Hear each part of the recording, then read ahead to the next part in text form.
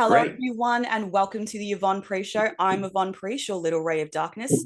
And today we have a really special episode. We have writer, producer, actor, the awesome Corin Nemec on the show. Corin, welcome to the show. Thank you for coming on. Cheers. Good to see you all. I just wanted to show you all that I have hair underneath this hat. I'm not hiding a bald spot yet. But no, like thank you for coming on. 'Cause I know you've had a busy few weeks because not only have you just had A Place of Bones just come out in August, but you've got a film that's coming out on Friday. I feel was it? Sorry, I Feel Fine. So, Yeah, yeah, can you yeah, tell yeah, us? yeah. Can you tell us a little bit about that one? I Feel Fine is a story that was based on an actual occurrence that happened with Austin Spicer, one of the writers. It was Austin and Haley Spicer are the writer director team duo that made this. Their husband and wife, and he had a friend in high school who had this strange. Uh, it was a suicidal OCD. It was a very strange phenomenon where somebody can become absolutely obsessed with the idea of death and all of that stuff, and yet be totally normal and fine and not depressed. And it's a tragic story, and it's about a young teenage guy who happens to have this affliction, and I tragically am the father of that child in the film, and it was a really rough shoot. It's a tough story. It's well done, and it's pertinent, because I think that the topic is something that obviously needs to be addressed, and because ignoring these things certainly doesn't help. Um, Unfortunately, at times, whether you ignore them or not, sometimes it's impossible to avoid these things for some strange reason, which most of us will never understand. Thank God, what that is like. So it's a tough story. It was. You're watching this coming of age story that takes a very dramatic turn that I think that is as unexpected in some ways as the ending of Place of Bones was for that type of movie. This unexpected twist that they in this case, most movies, even if the true story is one way or another, with the creative license, you can make outcomes better, Yeah. And in this case, unfortunately, that just isn't the story. So it's a tough watch, but I think that it's going to do well for an indie film. Yeah. It very tough subject matter, but it does need to be said. It very different from what you normally do because you usually do some more genre ones. Like A Place of Bones is more of like kind of like a Western style thriller. Yeah, man. I don't. It's not. I ended up becoming a part of that film because I was good. I'm good friends with a production company down here. The two guys, Ben and Doug, at a place called the Scatter Brothers down here in Tampa. I've done some films with them over the years, and they had this one going on up in West Virginia with the Spicers, and it turned out that the actor that they did have in mind, unfortunately, was dealing with something similar in his real life with his own family that made him adverse to playing the character and to doing the role. It was too close to home for him, and so they called me up and asked if I'd be willing to do it, and I said yes. But I understand where he's coming from. I don't think that I would have said yes had I had something, similar happening in my private life. Oh, of course, yeah, way too close to home. But yeah, normally you do the genre ones because you've actually been doing a lot more kind of like horror recently. Because last night I actually watched Half Dead Fred for the first time on Tubi, which was actually great. How'd you get involved with that one as well? Yeah, well, my good friend Braun Theron was the writer director on that, and we've known each other for quite a while. He's one of the rare people that I know that in the professional film and television world that grew up in the graffiti scene just like I did. And so we had a common bond, really more so because of the graffiti than anything else, but because both of us are involved in the film and television game. We've tried to work together, and we've developed other projects together, and things that. So when Half Dead Fred came up, it was he just did another movie called Pancake Man, which I think is coming out now or soon or whatever. And I wasn't I couldn't be involved with that because it was being shot over a really long period of time, segmented up, for production reasons, and I wasn't able to make myself available. But working on Half Dead Fred, the location was isolated to just Flint, Michigan, and we shot in a regular sequence, so it was regular movie making, Yeah. and it was great to work with him as a director. I think he did a really good job. That was really his first feature film, so I have to give him a lot of credit on how well he ran the crew and on how well he was able to accomplish his days without getting too caught up in the weeds. And because I've worked with other first time directors, and it can be really tough when they get stuck in the creative, and they forget that they have a certain amount of scenes that they have to shoot that day, and they get caught up on the first scene of the day and start overshooting it, and the first AD is just sitting there sweating bullets because he's got four more scenes to shoot, and we're almost at lunchtime, Yeah. you know. So it's and he really did a great job managing his time as well. So I appreciated that too. It was very professional. I've been watching a lot more indie films lately, especially for the podcast. And this was shot really, really well for a lower budget film. And he had a great story as well. So he did a fantastic job with it. Yeah, he did. It was a fun story, and it was a lot of the better stories come out of organic situations and everything like that. The gentleman named Joe Shapani, who is also one of the producers on it, and he runs the Flint Public Arts Foundation, which handles all of the graffiti murals and the big murals around the town and all of that. It's quite Flint, Michigan is quite the hep place to go and do graffiti tours and look at murals done by famous artists from all over the world. So he's part of arranging all of that, and so that's how Braun had been introduced to him, was because he was painting at one of his festivals, which I've been invited to paint at his next upcoming festival, and I painted for him before. I'm actually, one of my paintings is in the Flint, Michigan art book that they just put out, their coffee table book they're putting out of all the murals there.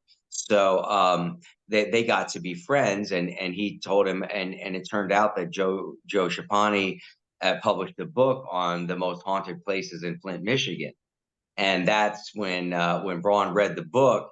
That's when he started stewing on this idea, and the environment of Flint, Michigan has this, and the house that Joe Shapani owned is the house we filmed at. It was that old Victorian creepy mansion and stuff. So it was that's how those kind of movies usually come together and work out, because there's something so organic about the whole thing, and the right people get involved, and everybody becomes passionate about it.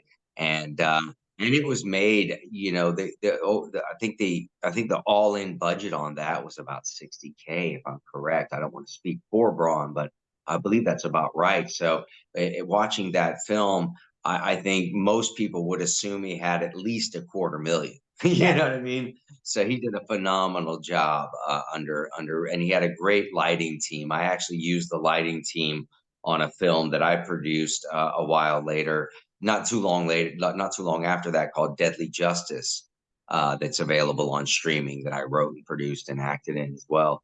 And they did such a nice job on that I brought them all the way down from Michigan to Mississippi, and put them up in the nicest B&B. I'm telling you, they were so stoked. So yeah, Jason London was also in this as well. So I'm guessing Jason's a friend of yours because you guys ended up doing the little short, was it Blackwater Blues as well? Was this a bit of a reunion Yeah, for you, or Blackwater Blues. Yeah, yeah, yes. I just, we're still having some headway on that. It's slow moving to try and get an indie series off the ground, but generally speaking, it takes from inception to once it appears on TV, if you have any luck, is 6 years.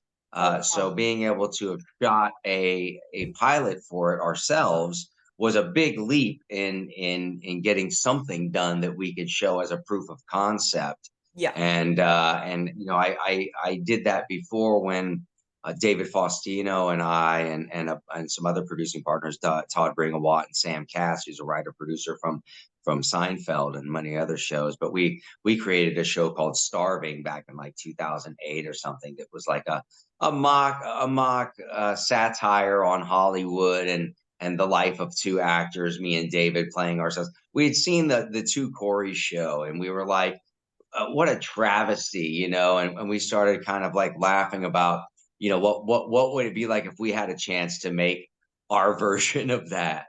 And we ended up getting a chance to make it. It was short lived. We did 12 episodes, but we shot a presentation for that, and that's how we ended up selling the show to Sony Television, because they were able to see, what we were trying to do, and Mhm. they got that we were making a satire out of the reality shows. We were spoofing, Hollywood and all of that, and they really dug it. So we did the same thing with Blackwater Blues, and once it gets in front of the right person, that's what's taking the time. Is it's all about representation. We don't have really strong representation with the project right now, but that will change. And I do have some people looking at it, even though I don't have strong representation. I have some pretty cool people looking at it right now. Now, I'm actually glad you brought up Starving because that was actually what I was going to segue into, but you did it for me. So thanks for that. Because I actually binge watched that only 2 nights ago. Oh, That was Lord have mercy! that, I'm so sorry. no, don't be You must sorry. have That a thick skin. You must that have a was very thick skin. that was batshit crazy, but it was so funny. Seriously, I was laughing Yes. like crazy the entire If time. I know. Well, that's just it.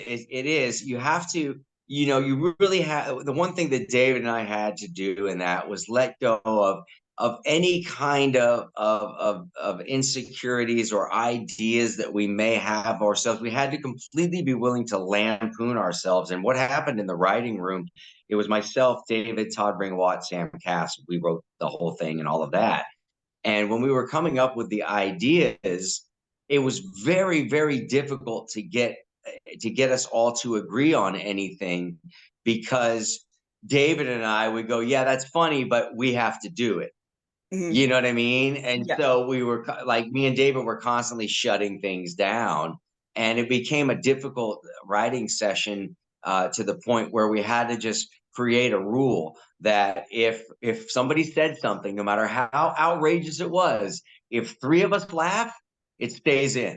And Yeah. so David and I reluctantly went along with that, with that particular rule, and that's how the absolute outrageousness of that show ended up being what it was because of the three laugh rule. Yeah. Because like some of the things people were saying, like Gilbert Gottfried, some of the things he said, I was like, oh my God, like that came out of his mouth. I'm like, who wrote that? Did Corin write that? Did David write that? Who wrote that one? No, it was soft. No, what we did, everything was soft scripted. So what we did was we wrote the beat sheets, basically the synopsises with all the interiors and exteriors and everything like you would see from a script. But Yep. we just described the scenes and described what the characters were doing, and described what you needed to have happen by the end of the scene. Mhm. And the rest was all improv. So the entire show was 100% unscripted in terms of dialogue, but it was totally scripted in terms of storyline, plot line, and outcome of events and stuff like that. It was a very brave endeavor just because there's sensitivities in the world, but it was just very much just like, Well, that's why it let's throw it disappeared away. from the internet. Yeah. That's why it disappeared completely from the internet, was because I think we successfully insulted every single executive at Sony Television. We can't figure out quite who it was that greenlit it, because we gave them the scripts. I mean, granted, the dialogue wasn't in there, and they knew that we were doing a soft scripted show and that it was experimental and all of this. We had a really healthy budget for it. We did 12 episodes, and it was as professional as you could get in terms of the experience on set and everything. It was not like some weird indie film type of experience. We had legit sound stages and sets and everything, so we didn't actually film it at anybody's real homes. You know what I mean? Yeah. So the whole entire thing was scripted, of course. But I think that once it was all put together and they did hear it, and they did hear everything, because what happened is how we structured it is Sam Cass was was the creative director of the show. So this is what he did on Seinfeld as well, and what the other ones did is they sit behind the camera and they're directing the episode, but they're calling out funny things to say. They're telling the actors what to say. Well, if the scene's going, to say, try this. Okay, now go back, now do this. And so we had multiple cameras going, and he's sitting there throwing out all of this stuff along with Todd Ringwald, and that's so the outrageousness of it really started to formulate out of there. And we would run a rehearsal too to kind of get the basic dialogue down, and then it was up to the actors to try and remember what they came up with or whatever, and whatever Sam Cass yelled out for people to say. And some of the most outrageous dialogue that's on there is Sam Cass behind the camera shouting, "Okay, now say this." And I'm telling you, if you saw the outtakes of the actors when he would say that, and they would break character, and they just be like, "Oh God, oh Lord," and then they deep breathe deep, and then they say it, and it was, I think that if that the show came and went and just at the right time, because the cancel culture has become so reactive now, that if that show were to rear its ugly head again on any kind of real platform, like it was when it was on Crackle, I don't know what the public outcry might be from the voices who are infinitely offended by everything. Hmm. There's a lot in there that we were lampooning in terms of societal things, racial things, relationships, careers, all this. But at the end of the day, we were making fun of ourselves Hmm. the most. Yeah. And if anybody who was watching it that was offended by it, I don't know what to say. Go watch Blazing Saddles. That's all, and Yes. then come back and talk to me and like see, watch some Mel Brooks movies or whatever. I don't know what to tell anybody anymore. But having a sense of humor is one of the most important things you can have in life. Because if you can't laugh, especially at yourself, and that means everything. That means all the stereotypes of whoever I am, the white Caucasian Arkansas redneck stereotype, or the white boy growing up in the hip hop scene wanting to be rapper stereotype, or whatever the stereotypes that we played with there, that had elements of historical narrative, to them, from our own life experiences, was purely out of a sarcastic and satirical nature. Yeah. Because I think that if you can't make fun of the stereotypes that we all are and laugh at them together, then we're never going to be able to cross that bridge together where we actually can all truly get along. Because people who really get along make fun of each other, Yeah. and they do it with a good heart, or can make fun of each other when timing is right and things like that, and it's taken good naturedly. And and every court had a jester, and Yes. the reason to have that gesture was because they needed brevity in the court, because there's always hard times, and if you can't laugh during the hard times, then you're sure not going to be laughing during the good ones. Exactly. I remember seeing a video of some people watching the episode of Seinfeld where he dates the girl with the big toy collection, and then he's contemplating if he wants to give her headache medication that's drowsy or non-drowsy, and everyone's like, "Oh my god, he's gonna drug her," and you're like, "You're missing the joke. He wants to put her to sleep so he can play with toys." Like, it's not sinister; Yeah, it's a joke. Like, I know yeah, funny is funny, but you don't have to look at everything and analyze it in a different way. It's literally a joke. Just laugh at it and be like, "Oh my god, I can't believe he's doing that," and then move on. It doesn't go deeper than that. but yeah, 100%. You're not watching a documentary. Yeah, but yeah, just yeah, some sensitivities on some jokes. You're just like let it go. It's kind of the outrage for other people as well, and you just like you just leave it. Like they banned an episode of Community over a joke, and it actually took away a very important message from that episode. And you're like, so I'm sure. you saw a joke wasn't even actually offensive, but took away the important thing, which was like, I feel fine, was actually about helping someone Yeah, feel wanted and not wanting to harm themselves. But yeah, let's forget that part yeah, exactly. for a joke. Okay, now going back to a horror film, you may have noticed over the years I've posted I've watched this and tagged you, and you're probably going like, oh god, how many times are you going to watch it? I love the movie Sand Sharks. I love me a shark film. And I don't think you understand how much I love this film. Yeah, How was it it's a doing that one? wonderful film. Well, here's the thing is that I had met Stan Spry. I was having my birthday at a place called the Whiskey Bar in Hollywood at the Sunset Marquis Hotel, and Stan Spry was there. He was at the only people I was with was me, David Faustino, and Todd Ringawat. That's how big of a birthday I was throwing.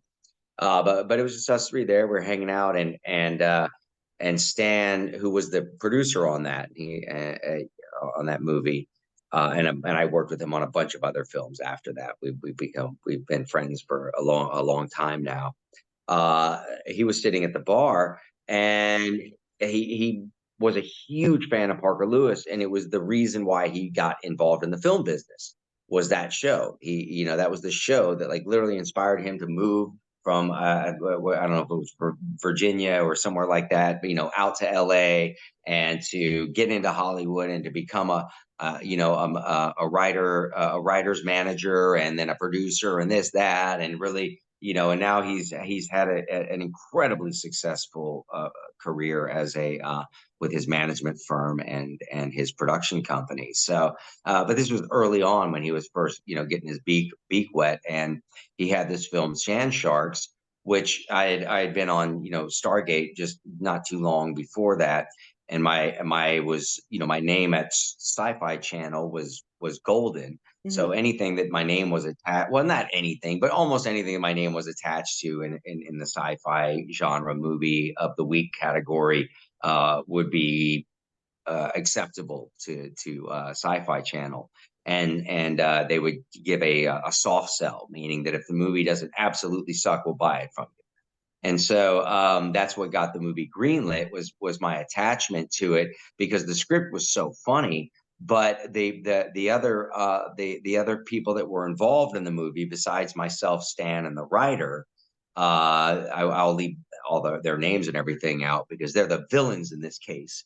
They hated the script being a comedy and were really trying to make the movie dramatic Yeah. and to get rid of all the comedy.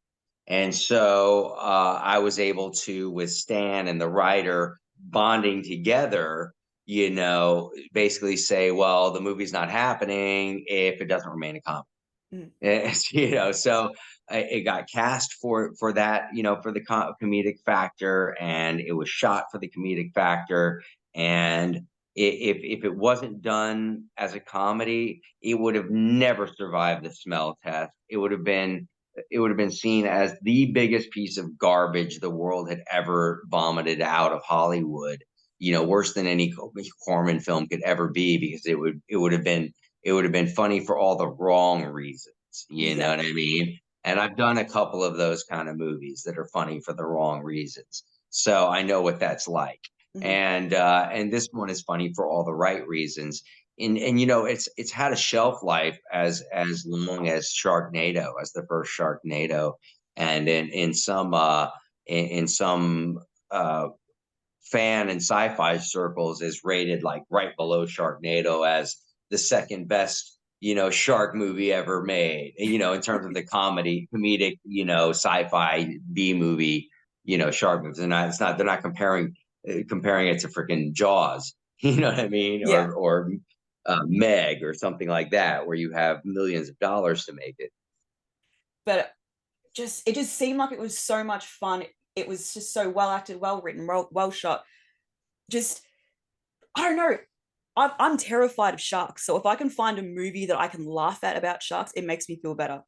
And just like Yeah, okay, I good. can't think of anything about this I didn't love. And seriously, anyone go to do you have a shark movie to watch? Sand Sharks. Please watch Sand Sharks.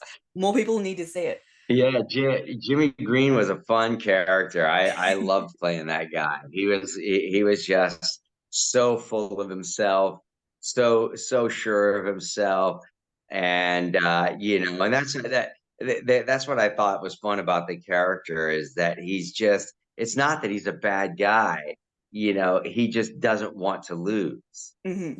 so it was fun. It was a lot of fun to make.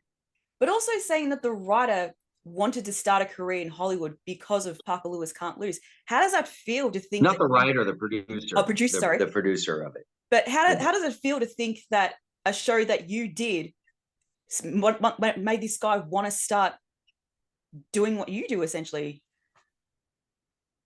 Well, it was funny. I mean, it was awesome because we were all sitting at the bar together, and you hear a lot of talk in Hollywood from people, and we're at the bar, and he's like, dude, he's like, this is just so fortuitous. He's like, I'm gonna put you in a movie. I'm gonna put you in a movie in 2 weeks. I'm gonna put you in a movie. I got one for you. And I'm like, yeah, yeah, yeah, yeah, yeah, yeah. How many times have I heard that at a bar in Hollywood? And we exchanged numbers and all of that anyway and whatnot. And sure enough, 2 weeks later, he called me about Sand Sharks. So, he was a man of his word. And then I ended up doing, I don't know, maybe 4 or 5 other sci-fi movies with him. No, maybe 3 other sci-fi movies with him, and then another 3 or 4 Lifetime movies with him. But yeah, so much fun. Always recommending that one. Seriously, very well done. Yeah, yeah, it's fun. You've had like a great career and still having a great career, because like one of the earliest ones that you did, one of the earliest films, was directed by Francis Ford Coppola. Like, what was that like? We're working with him, considering Yes, how he goes I now. was. Yeah, it was huge for me. I mean, I had even at a young age, I had a little bit more of a keen understanding about the film business than the average kid my age, because my dad was a professional production designer, set designer, art director in the film business, and I mean, he worked on Goonies and The Abyss and Patriot Games and Terminator 2 and Twister and The Saint, The Shadow. I mean, the list goes on and on, So early on, I had been on sets with him, and I knew, a bit more. My mom was a film buff, so I watched a lot of really, not a lot, but some great classics and some really good indie films in the '70s, like Harold and Maude was one of the big ones. My mom took me to see in the theaters and stuff, and I was really into that movie. I thought it was so cool and such a great story.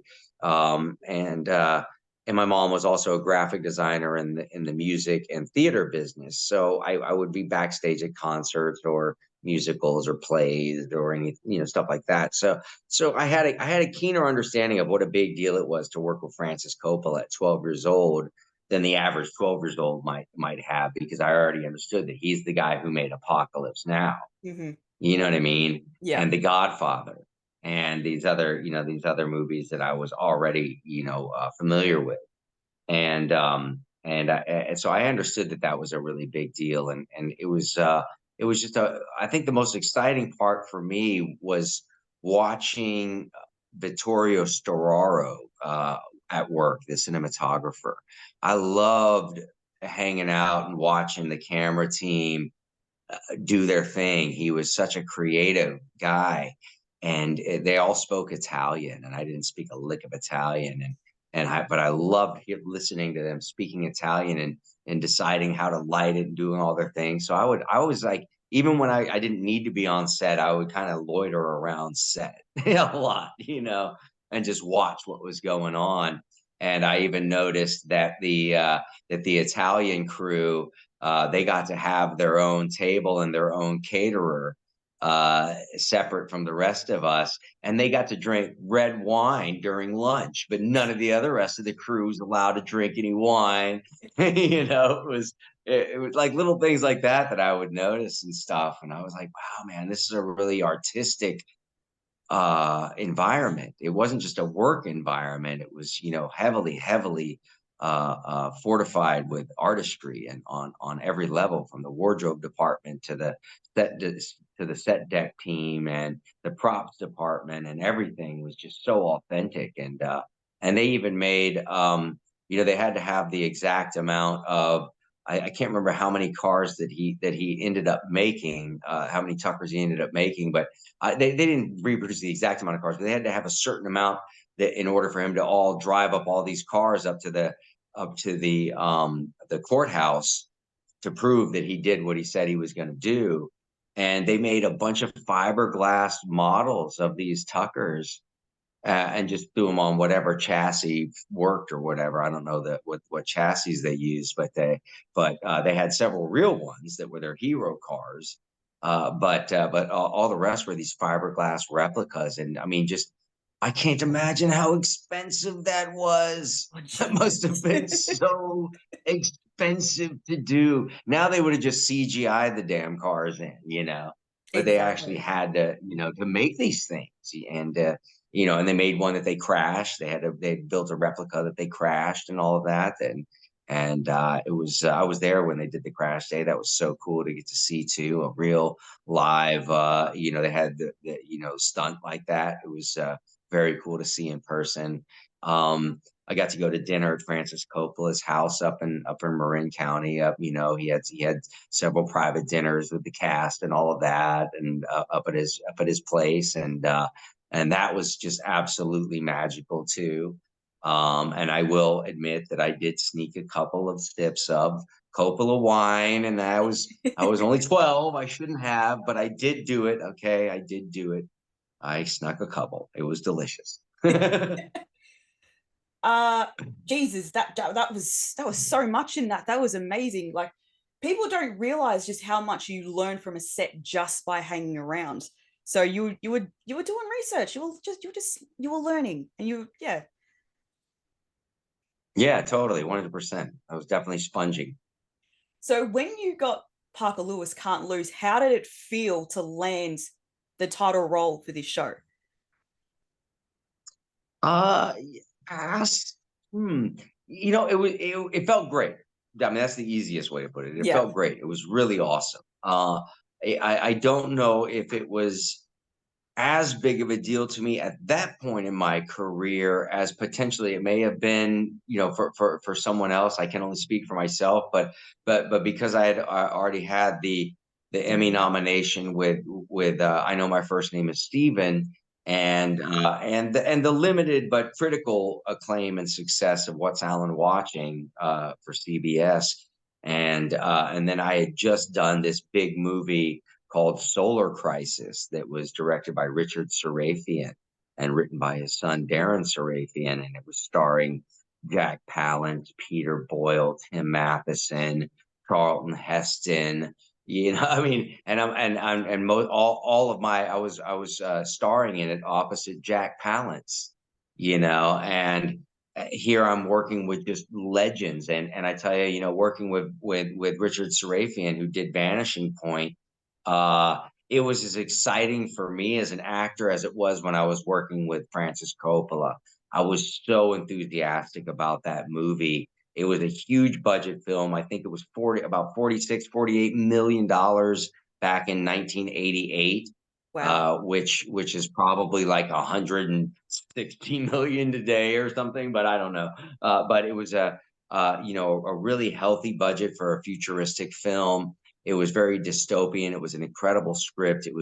But it was primarily financed out of Japan, and though it was a huge hit in Japan, they for whatever reason they could not get any of the major distribution companies to get behind it in the U.S. And I don't know if that was because they would have lost too much of the back end to with the Japanese company or what, but they ended up having to put it out themselves in the U.S.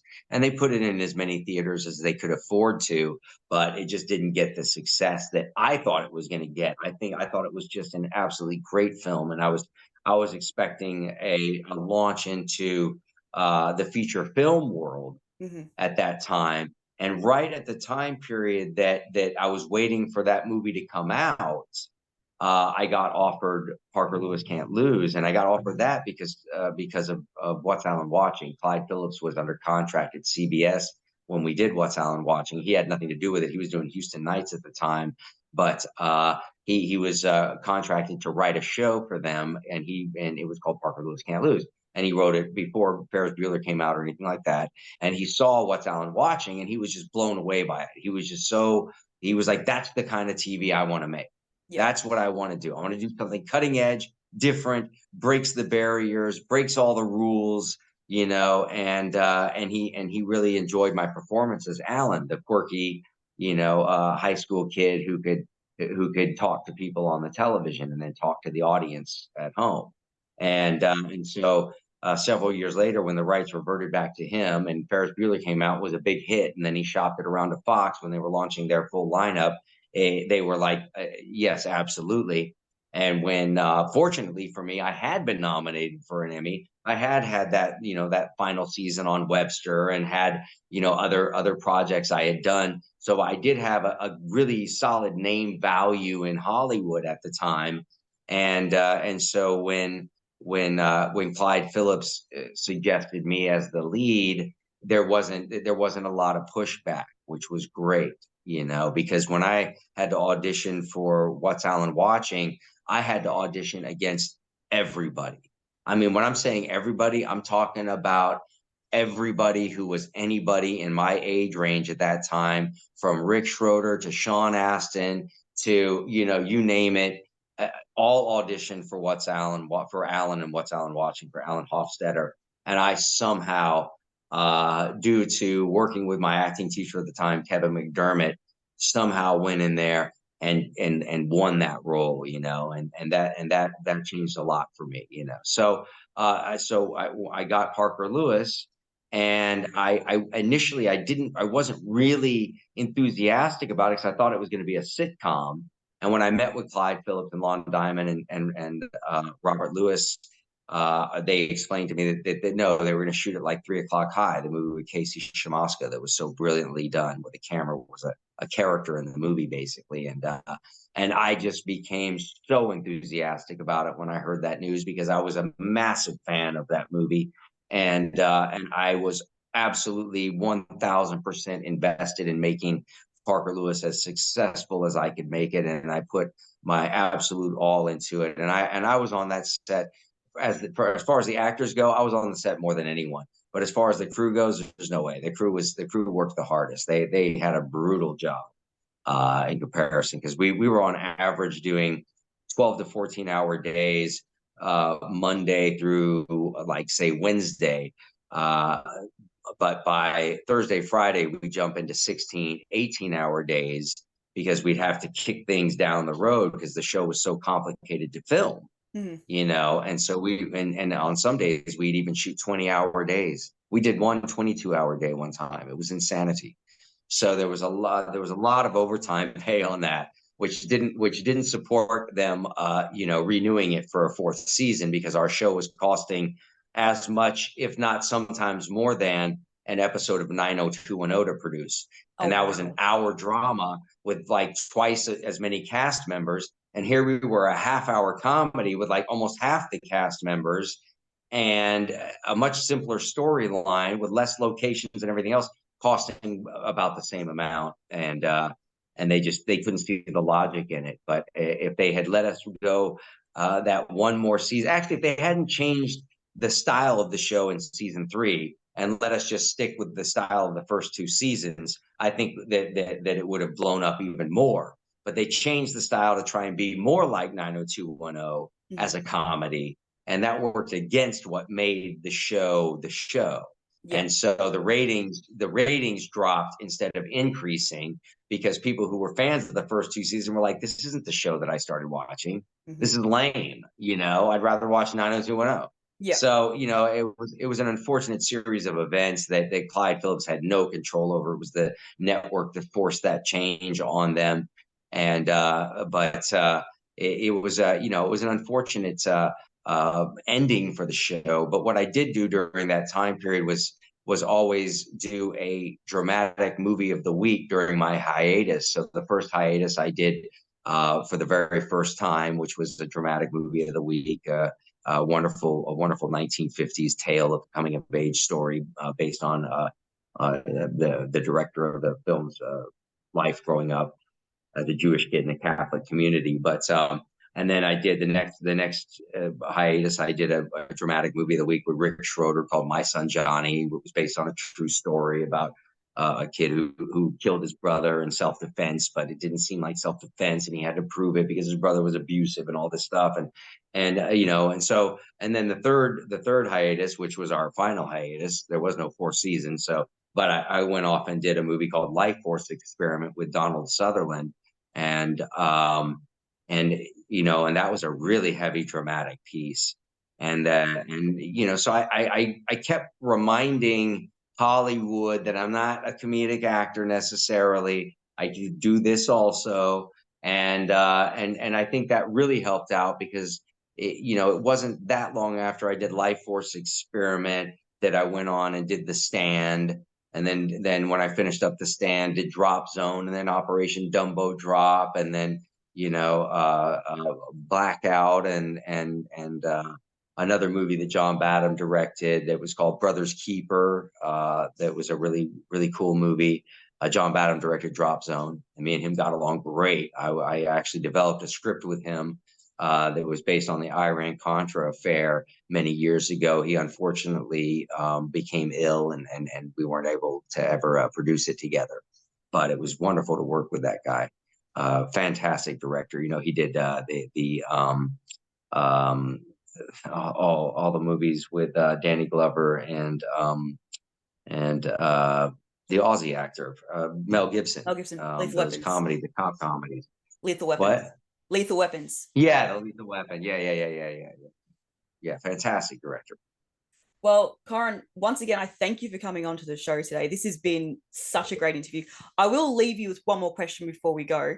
And with You the betcha. legacy of Parker Lewis Can't Lose, how does it feel having people come up to you at conventions and say, I've showed this to my kids, knowing that it's going to be something that's a cult following that keeps kind of giving to its audience? Well, usually I say, how on earth did you show the episodes to your kids? It's not streaming anywhere. You actually still have a DVD player? These are all DVDs behind me. Yes, I know. I mean, that's that's practically the only way you can see it now, unless you live somewhere over in Europe.